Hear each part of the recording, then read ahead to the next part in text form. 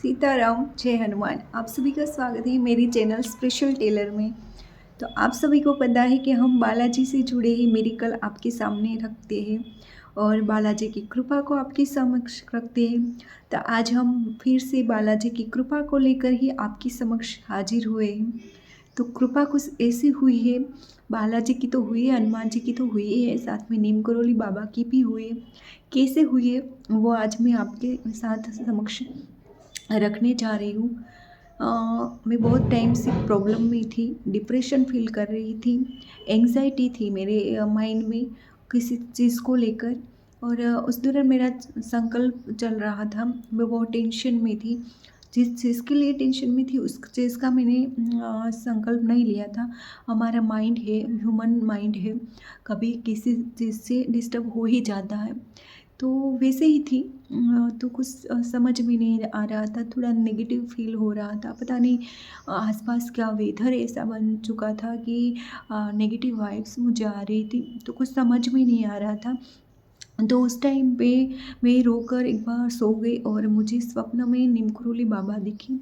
और मुझे सीधा ही आकर स्वप्न में उसने मुझे कहा कि विनय विनय चालीसा पढ़ा करो। मुझे बाबा जी ने सिर्फ वही कहा। और वो अंतर ध्यान हो गए स्वप्न में और मेरा सपना खुल गया। और तब से लेकर मैं जब भी विनय चालीसा पढ़ती हूँ तो मुझे हनुमान चालीसा जितना ही रिलैक्स फील होता है, उतना ही मुझे पॉजिटिव वाइब्स आती हैं और मेरा माइंड बहुत ही ज़्यादा एक पॉजिटिव थॉट क्रिएट करता है। मेरी नेगेटिविटी सारी दूर हो जाती है। तो ए करोली बाबा जी की भी कृपा मेरे ऊपर हमेशा से रही है, मैंने आपको बताया है।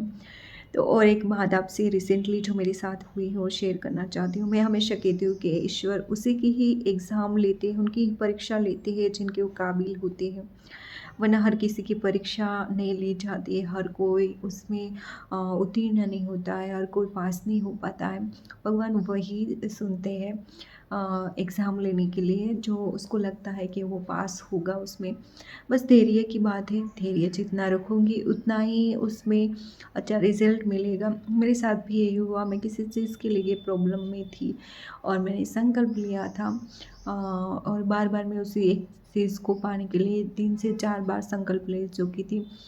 तो मुझे ये कोई ना कोई रूप में स्वप्न में आकर कुछ ना कुछ दिखाते ही थे। तो इस बार मैंने जब वो संकल्प के लिए तीसरी या चौथी बार मैंने जब संकल्प लिया था, तब मैं रात को मेरा 21 दिन का सुंदरकांड पढ़ने का संकल्प चल रहा था ब्रह्म मुहूर्त में। और मेरा नियम था लहसुन प्याज नहीं खाना और एक ही टाइम भोजन करना। उपवास जैसा ही चल रहा था, एक टाइम खाना खाती थी। तो हुआ ऐसा कि 2-3 दिन ही सुंदरकांड के पढ़े होंगे, उसका हुआ होगा। तो रात को मुझे सैटरडे को एक स्वप्न आता है जिसमें सिंदूरी मूर्ति है। मतलब मैं एग्ज़ाम मेरे कॉलेज के एग्ज़ाम आने वाले हैं नज़दीक। मेरी फ़ीस भरना बाकी है और मैं और मेरा नेफ्यू और मेरी नीस वो फ़ीस को भरने जाते हैं और मैं कहती हूँ कि भरना पड़ेगा वरना मुझे एग्ज़ाम में बैठने नहीं देंगे। वही सेम मेरा कॉलेज वाला लोकेशन, वही सेम जिस रास्ते से जिस रोड से हम जाते थे, वही मुझे स्वप्न में दिखाई दे रहा है।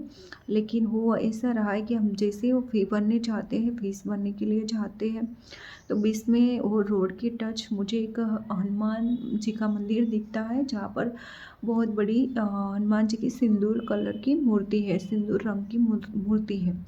तो सीधा ही मैं दर्शन करने चली जाती हूँ। और फिर ऐसा होता है कि मैं वो पैसे मेरे नेफ्यू को देकर कहती हूँ कि ये पैसे तुम जाकर फीस भर आओ वरना मुझे एग्ज़ाम नहीं देने देंगे। और लेकिन पता नहीं क्या होता है कि वो भी फ़ी भरे बिना घर पर आ जाता है और मुझे पैसे देता है। कहता है कि तुम्हें फिर भी एग्ज़ाम में बैठने देंगे, तुम फीस बाद में भी भर सकती हो।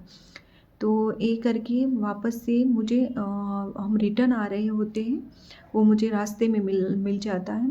वहाँ पर ही वो मुझे पैसे देता है और हम घर पर आ रहे, तो वहाँ पर से मुझे हनुमान जी की एक मूर्ति दिख रही होती है। और सिंदूर करके कलर की मूर्ति। और मुझे स्वप्न में ये सुनाई देता है कि ये तुम्हारी एग्ज़ाम चल रही है, तुम्हारी परीक्षा चल रही है, जिसके हर रास्ते में मैं तुम्हारे साथ खड़ा हूँ और अब तुम इसमें पास होकर ही रहूँगी। और मेरा सपना छूट जाता है और वापस से मेरा वही टाइम ब्रह्म मुहूर्त का हो जाता है सुंदरकांड पढ़ने का।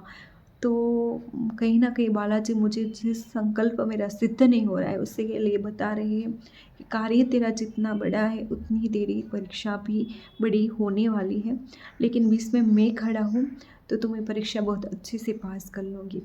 तो तब से मैंने सोच लिया है कि कार्य और इच्छा जितनी बड़ी होती है, जितना स्वप्न बड़ा होता है, उतनी परीक्षा बड़ी होती है। तो हमें बड़ा दिल रख के उस परीक्षा को पास करने के लिए हिम्मत रखनी पड़ती है, धैर्य रखना पड़ता है और प्रभु पर विश्वास रखना पड़ता है। तो उसके बाद से मैं अब उस चीज़ के लिए संकल्प लेती हूँ, तो भी बहुत ही विश्वास से लेती हूँ, बहुत ही काम एकदम ही पीसफुली लेती हूँ कि कोई भी ऐसा नहीं है कि मेरे टाइम पर ही हो, लेकिन आपके टाइम पर जो होगा तब मुझे विश्वास है एक्स्ट्रा ऑर्डिनरी होगा। तो ये मेरा विश्वास है। तो ऐसे स्वप्न के माध्यम से भी बालाजी आपको जवाब देते ही हैं, विश्वास की ज़रूरत है। विश्वास रखिए उस पर, ज़रूर कार्य सिद्ध होगा। मुझे ये गारंटी मैं देती हूँ, क्योंकि जिस टाइम से मैं बालाजी की शरण में हूँ, उसने मेरे हर कार्य को किया है।